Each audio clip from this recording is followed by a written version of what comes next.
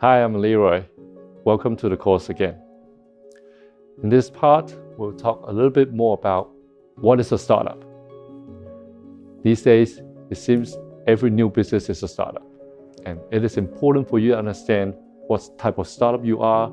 Therefore, it will help you to fundraise more effectively. So to help you understand what type of startup you are, we'll use two components. One is the initial capital. That is how much money you need initially to get things going. Second is business model. Everyone uses the word business model, but in this case, business model is just how do you make money. With these two, we'll help you understand what type of startup you are and hopefully help you communicate with your investors a lot more effectively.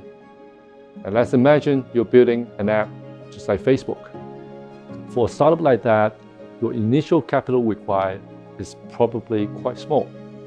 You can work on it initially in your dorm room. You can build your program, build your website, get some of the initial tractions. You can do this very much in a bootstrap manner. And that is a very typical technology startups that people are referring to. At the same time, your business model may not be that clear, at least to some people. Well, because it's innovative, it's new, we're exploring a new market. Therefore, it's likely that you need more time explaining to your investors or potential investors how the business model will evolve. Okay, our next example is Google Maps. Let's say you want to build a startup that is very similar to a Google Map. What about the initial capital? Well, at least compared to the Facebook example, you'll need a much higher initial capital because, well, you need a map bigger than your own neighborhood. Perhaps it would be the map of Taiwan, Asia, or even the world. You'll need much more different types of equipment to capture all the details into your application. On the other hand, your business model might be a little bit clearer. Imagine you have the world's map on your hand. It is a little bit easier to figure out how you can make money off that. Therefore, if your startup is similar to Google Maps, you need to explain to investors more about how you're going to achieve it from a technology standpoint. Okay, the third example that we'll use is a new medicine or a new medical device. For these sort of startups, the initial capital is huge. Also, the time that it needs to develop is extremely long. But on the other hand, the business model is clear. If you have a new drug for cancer, you don't really need a business model. You make a lot of money from that. So for these type of startups, it is important to understand you need to find the right investor, the investor who can provide you with that amount of capital. Also having the right investment horizon, the time that they need to understand that is required to build such a product. Our fourth example is a very typical small and medium-sized business. For example, you want to open up a new restaurant, new coffee shop, or maybe a boutique consulting firm.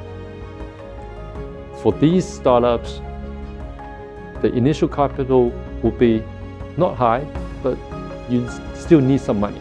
You need money to hire people, you might need some rent, you might need some basic equipment. But the capital required for these startups are usually fairly clear. Same thing with the business model. You could be doing a new type of coffee, but the way to sell coffee is well understood. So the business model, the financial projection for these type of business is generally fairly typical. But I want to stress one thing. It is important to understand small and medium-sized businesses do not mean they are small. They can be big. They can make a lot of money. It's just that they require different funding model and they are suited for different types of investors. These type of startups generally do not attract investment from people like the VCs, as they expect more the exponential growth. So it's important for you to demonstrate your growth ambitions, and how you can grow rapidly with your investors. You can start off with one coffee shop, but you can have 10,000 coffee shops, just like Starbucks. It is okay for different investors to invest in different things. Some investors would prefer to invest in a small, medium business. Some investors would prefer to invest in Facebook, Google Maps, or medical devices. So therefore, it is important for you to align your expectations with your investors. As we've seen, there are many different types of startups. We've only mainly given 4 examples. But as you can imagine, there are many, many different types of startups. Just like in the whole startup ecosystem, there are many different types of terminologies. We talk a little bit about seed round, but you'll probably hear things like angel round, seed plus, pre-A, A, and so on.